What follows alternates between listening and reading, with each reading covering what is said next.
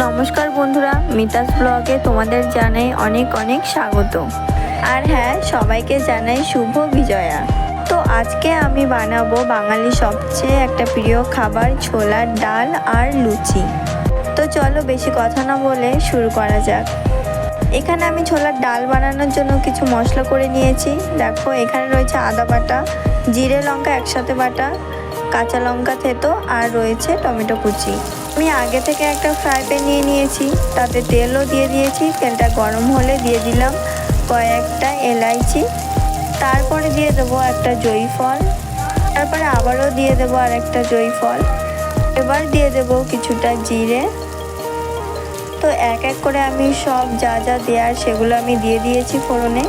এবার ভালো করে আমি ততক্ষণ নাড়াচাড়া করব যতক্ষণ না একটা সুন্দর ফ্লেভার আসে। আর হ্যাঁ, যারা আমার চ্যানেলে নতুন তারা কিন্তু চ্যানেলটিকে সাবস্ক্রাইব করে আমার পাশে থেকো। এবার আমি এই ফোড়নের মধ্যে দিয়ে দেব কিছুটা টমেটো কুচি। এটাকে দিয়ে আমি ভালোভাবে নেড়ে চেড়ে নেব যতক্ষণ না এটা ভালোভাবে হয়ে আসে। এবার আমি দিয়ে দেব জিরে আর লঙ্কা, যেটা আমি একসাথে বেটে রেখেছিলাম সেটাই আমি এখন দিয়ে দিচ্ছি। দিয়ে কিছুক্ষণ নাড়াচাড়া করে তারপরে আবারও দিয়ে দেবো এবার আদা বাটা। তো এবার আমি দিয়ে ভালো করে নেড়ে চেড়ে নেব যতক্ষণ না এই মশলাটা ভালোভাবে লাল লাল হয়ে আসে। এবার আমি এতে অ্যাড করব কিছুটা পরিমাণে লবণ আর কিছুটা হলুদ। এবার এটাকে একসাথে ভালো করে মিক্স করে ভালো করে নেড়ে চেড়ে নেব। তো এটাকে কিন্তু আমার দেখো লাল লাল হয়ে এসেছে। এবার আমি এতে কিছুটা জল অ্যাড করব যাতে মশলাটা পুড়ে না যায়। এবার আমি মশলাটাকে ততক্ষণ নাড়াচাড়া করব যতক্ষণ না এটা ভালো লাল লাল হয়ে আসে। তো বন্ধুরা, আমার কিন্তু এটা দেখো লাল লাল হয়ে এসেছে। এবার আমি এর ভিতরে দেবো থেতো করা সেই কাঁচা লঙ্কা। এই কাঁচা লঙ্কাটা আমি আগে দিইনি, কারণ তাহলে মশলাটা অনেকটা পুড়ে যেত, লঙ্কাটা বেশি ভাজা হয়ে যেত। তো একটু নাড়াচাড়া করার পরে এবার আমি দিয়ে দেব আলু সেদ্ধ।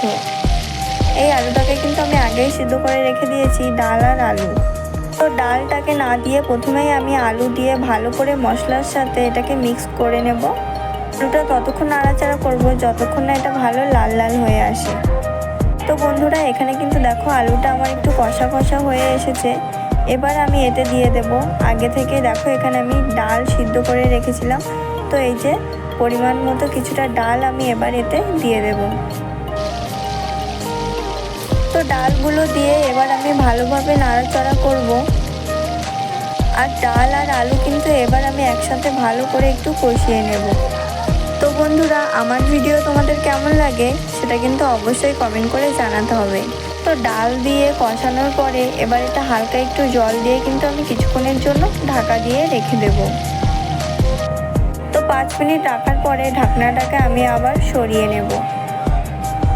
এবার ঢাকনাটাকে তুলে নেওয়ার পরে আবারও কিছুক্ষণ নাড়াচাড়া করব যাতে নিচে লেগে না যায়। আরও একটু ভালোভাবে জলটা মরে গেলে ভালোভাবে আরও একটু নাড়াচাড়া করে কষিয়ে নেব। এবার আমি এতে অ্যাড করব কিছুটা পরিমাণে জল। আর এই জলটাকে কিন্তু আমি আগে থেকেই গরম করে রেখেছিলাম। তো এখানে আমার যতটা জলের দরকার আমি ঠিক ততটাই আর কি জল দিয়ে দেবো। তো বন্ধুরা, আমি কিভাবে ছোলার ডাল বানাই সেটাই তোমাদের সাথে শেয়ার করলাম। তো আমার মনে হলো আবারও কিছুটা জল লাগবে এখানে, তো আমি আবারও সামান্য পরিমাণে একটু জল দিয়ে নিলাম। এবার এটাকে আমি কিছুক্ষণের জন্য ছেড়ে দেবো যতক্ষণ না এটা ফুটে আসে।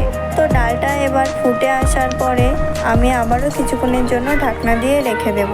তারপরে ওই 5 থেকে 6 মিনিট পরে আবার ঢাকনা সরিয়ে এবার দিয়ে দিলাম কিছুটা ধনিয়া পাতা কুচি, যাতে একটা সুন্দর ফ্লেভার আসে। তো বন্ধুরা, ডাল কিন্তু আমার পুরোপুরি রেডি। এবার একটা পরিষ্কার পাত্র নিয়ে নিলাম, তাতে কিন্তু এটাকে নামিয়ে নিলাম। তো ফাইনালি ডাল কিন্তু আমার এখানে পুরোপুরি একদমই রেডি। তো বন্ধুরা, আমার আজকের এই ছোলার ডাল কেমন হলো অবশ্যই কিন্তু আমাকে কমেন্ট করে জানাবে। তো এখানে কিন্তু ছোলার ডাল তো পুরোপুরি রেডি। এবার এর সাথে একটু লুচি না হলে কি ভালো করে জমে।